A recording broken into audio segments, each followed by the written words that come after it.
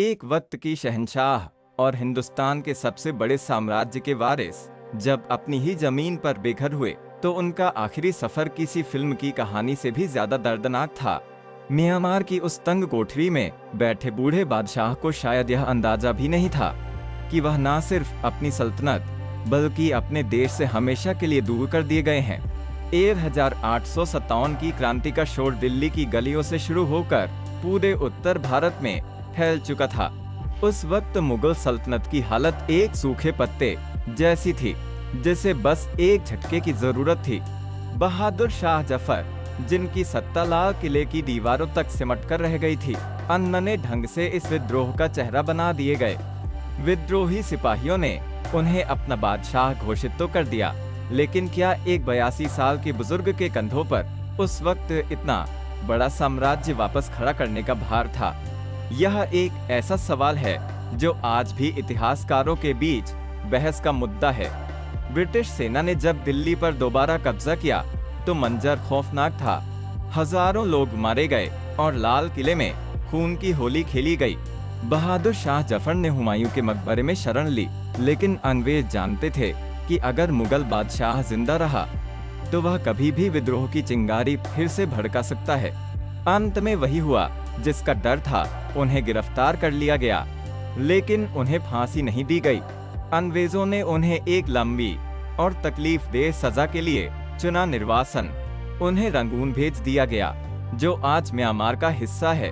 कल्पना कीजिए, एक ऐसा इंसान जिसने अपनी पूरी जिंदगी दिल्ली के ऐशो-आराम और मुशायरों की महफिलों में गुजारी हो, उसे अचानक एक ऐसी जगह भेज दिया गया जहां ना कोई अपना था, ना अपनी भाषा। उनके साथ उनकी बेगम जीनत महल और कुछ वफादार लोग थे। रंगून के उस घर में, जिसे जेल का रूप दे दिया गया था, जफर ने अपने जीवन के आखिरी 4 साल एक कैदी की तरह बिताए। कहते हैं कि वहां उन्हें कलम और कागज तक मैसर नहीं थे। उन्होंने अपनी मशहूर गजलें कोयले से दीवार पर लिखी थीं। उनका यह शेर आज भी लोगों के दिल में चुभता है कि कितना है बदनसीब जफर, दफन के लिए 2 गज जमीन भी ना मिली कुएयार में। यह सिर्फ एक शायरी नहीं थी, बल्कि एक हार चुके बादशाह का वह दर्द था जो वह अपनी आने वाली पीढ़ियों के लिए छोड़ गए। इस पूरे किस्से का एक सबसे हैरान करने वाला पहलू यह है कि जफर की मौत के बाद अंग्रेजों ने उन्हें कहां दफनाया, यह बात दशकों तक रहस्य बनी रही। उन्हें एक गुमनाम कब्र में डाल दिया गया ताकि उनके नाम पर दोबारा कोई बगावत ना हो। करीब 100 सालों तक उस जगह का कोई निशान नहीं था। 1991 में जब रंगून में निर्माण कार्य चल रहा था, तब खुदाई के दौरान अचानक वह कब्र मिली। आज वहां एक मजार है जहां हिंदुस्तान का आखिरी मुगल बादशाह अपनी अंतिम नींद सो रहा है। इतिहासकार आज भी सोचते हैं कि क्या 1857 के उस दौर में बहादुर शाह जफर के पास कोई और रास्ता था?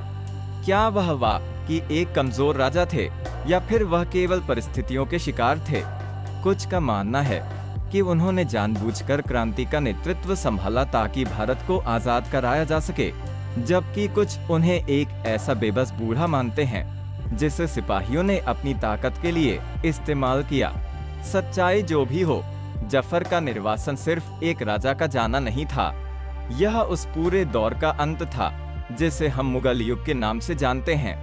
एक ऐसी संस्कृति, एक ऐसी भाषा और एक ऐसी विरासत जो सदियों से हिंदुस्तान का चेहरा थी, उसे अचानक से इतिहास के पन्नों में समेट दिया गया। आज जब हम लाल किले की ओर देखते हैं तो पत्थर की वो दीवारें शायद आज भी उस आखिरी बादशाह के दर्द को महसूस करती होंगी जिससे उसकी अपनी मिट्टी ने दूर कर दिया। क्या आपको लगता है कि बहादुर शाह जफर ने क्रांति का नेतृत्व लेकर सही फैसला लिया था, या उन्हें उस खूनी खेल से खुद को अलग रखना चाहिए था? अपनी राय कमेंट्स में जरूर साझा करें। इतिहास के ऐसे ही अनसुने और गहरे पहलुओं को जानने के लिए चैनल को सब्सक्राइब करें, इस वीडियो को लाइक करें और अपने दोस्तों के साथ शेयर जरूर करें।